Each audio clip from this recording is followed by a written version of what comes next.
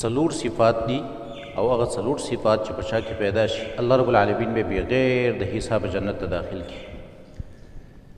او دا یو حدیث کې راځي رسول الله صلی الله علیه وسلم فرمایي عرضت علی الامم، ما ته الله رب العالمین د امتونه وښودل، د ټول امتونه الله ما ته راپېښ کړه. نو فجعل النبي والنبیان یمرون معهم الرحتو، ما داسې انبیا علیه صلات وسلام هم ولیدل چې د هغې سره به یو ډله د خپل امت نه روانه وه، وړه ډله به وه. والنبي لیس معه احد، داسې نبي مې ولیده چې د هغه سره هېڅوک امتیان نه و، ځان له بیخي. او بیا رسول الله صلی الله علیه وسلم فرمایي حتی رفع لی سواد عظیم، ما یو ډېره ګڼه ولیدله، ډېر خلق مې ولیدل. نو قلت ما هذا، وی ما وویل چې دا لا څوک دي دومره ډېر دي؟ امتي هذه، آیا دا زما امت دی؟ نو قیل وی ما ته وویله شو چې بل هذا موسی و قومه، دا موسی علیه السلام دی او د هغه قوم دی، بني اسرائیل دی. وی بیا ما ته وویله شو چې داسې د افق طرف ته وګوره، یو سایډ ته وګوره. نو فاذا سواد، نبي صلی الله علیه وسلم ما ډېره ګڼه ولیدله یملأ الافق، چې ټوله دا افق دا طرف یې فټکلی و. بیا ما ته وویلی شو چې د بل طرف ته وګوره، وی هغه طرف ته چې ما وکتل نو هلته هم ډېر زیات خلک و، ډېره ګڼه وه. وی ما ته وویلی شو چې هذه امتک، دا ستا امت دی. او بیا راته وویلی شو چې وتدخل الجنة من هؤلاء 70,000 بغیر حساب، ستا د دې امت نه به 80,000 کسان داسي چې بغیر د حسابه به جنت ته داخلیږي. نو وی رسول الله صلی الله علیه وسلم چې دا خبره وکړله، ثم دخل نبي صلی الله علیه وسلم بیا کور ته ننوت، صحابو ته چې دا بیان وکړو. ولم یبین لهم، نو نبي صلی الله علیه وسلم دې صحابو ته بیان ونه کړو، پوره وضاحت یې ورته ونه کړو چې دا 80,000 کسان به څوک دي.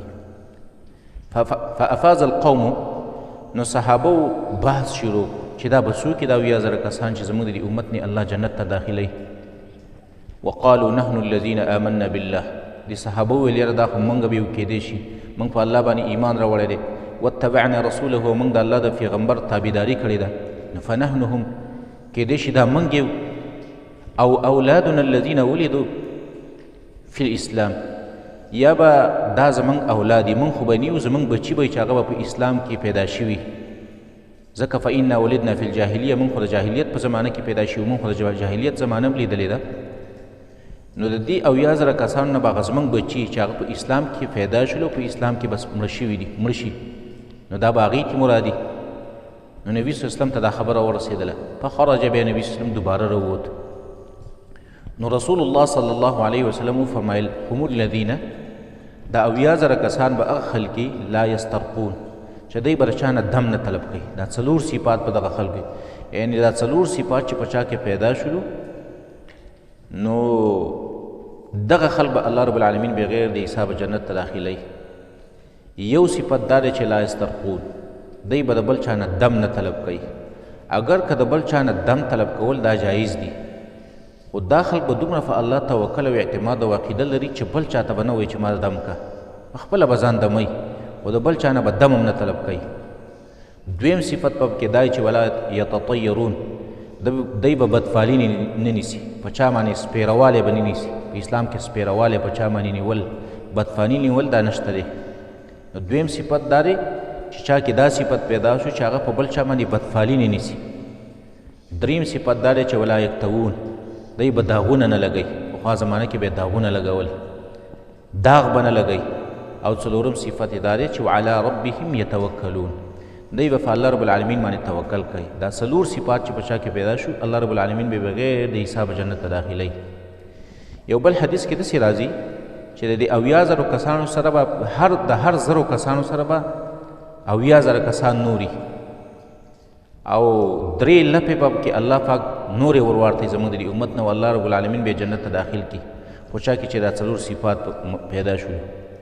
عکاشه رضی الله عنه د نبي صلی الله علیه وسلم یو صحابي دی، هغه راپاڅېد وی یا رسول الله، ته د الله نه ماله سوال وکړه چې زه هم په دې 80,000 کسانو کې داخل شم. نبي صلی الله علیه وسلم هغه ته وویل ته خو د هغو نه یې. بیا یو بل سړی راپاڅېدو، هغه ویل یا رسول الله ما دپاره هم دعا وکړه چې ما هم الله بغیر د حساب جنت ته داخل کړي. نو نبي صلی الله علیه وسلم ورته وویل ستا نه عکاشه مخکې شو. نو دا څلور صفات چې په چا کې پیدا شو، یو صفت دا چې مثلا د بل چا نه دم نه طلب کاو، دویم په بل چا یې بدفالي نه نیوله، دریم داغونه نه لګول، څلورم په الله رب العالمین باندې توکل کاو. اجتماعي صفت په دې کې دا چې بس په الله باندې د چا توکل دی او د الله په چا باندې اعتماد دی، عقیده او بروسه د الله رب العالمین باندې چا ده، نو دا بنده به الله بغیر د حساب جنت ته داخل